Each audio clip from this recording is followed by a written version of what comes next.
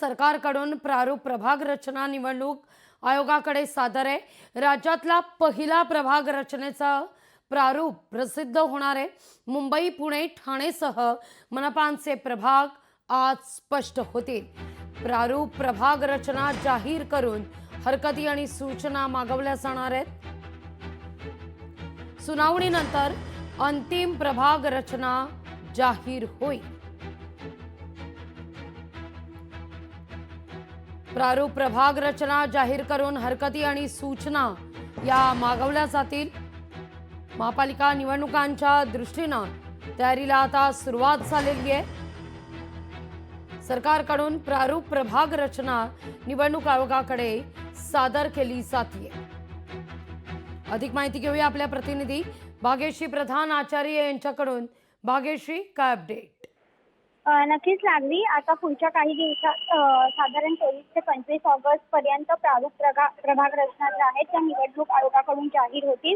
खरं तर हे सगळे जे गोष्टी आहेत ह्या येत्या महापालिका निवडणुकांच्या पार्श्वभूमीवर घडत आहेत आणि आता ह्या सगळ्यानंतर कुठेतरी निवडणुका लवकरच जाहीर होतील अशी शक्यता देखील वर्तवण्यात येते।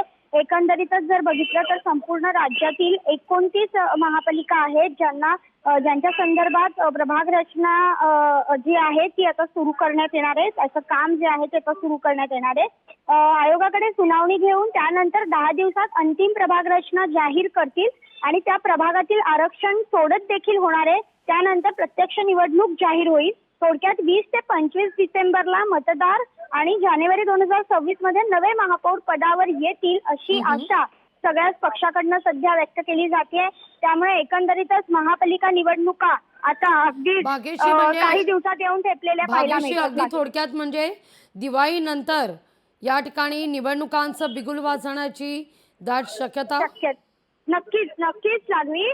निवडणुका ज्या आहेत त्यांचं बिगुल खरं तर वाजलंय असं आपण म्हणू शकतो या सगळ्यानंतर। कारण ज्या पद्धतीने निवडणूक आयोग घाई करतोय, खरं तर सुप्रीम कोर्टाने तसं त्यांना सांगितलेलं होतं की लवकरात लवकर तुम्ही निवडणुका घ्या, कारण बरेच दिवस या निवडणुका रखडलेल्या आहेत आणि इतके दिवस निवडणुका रखडू शकत नाही आपण, अशा पद्धतीची ऑर्डर सुप्रीम कोर्टाने दिलेली होती। आणि त्यानंतर निवडणूक आयोगाने देखील तयारी दर्शवत आम्ही लगेच यावर कारवाई करतो, कारण खरं तर हे सगळं जे प्रकरण आहे ते ओबीसी आरक्षणामुळे अडकलेलं होतं आणि हे सगळं आम्ही पुन्हा नव्याने प्रारूप स्वरूप तयार करू अशा पद्धतीचं जे स्पष्टीकरण होतं ते निवडणूक आयोगाने देखील सुप्रीम कोर्टाला दिलेलं होतं आणि त्यानुसार आता तयारीला जे आहे ते निवडणूक आयोग लागलेलं पाहायला मिळतं। अगदी भाग्यश्री, तुर्तास धन्यवाद तुम्ही दिलेल्या माहिती करता।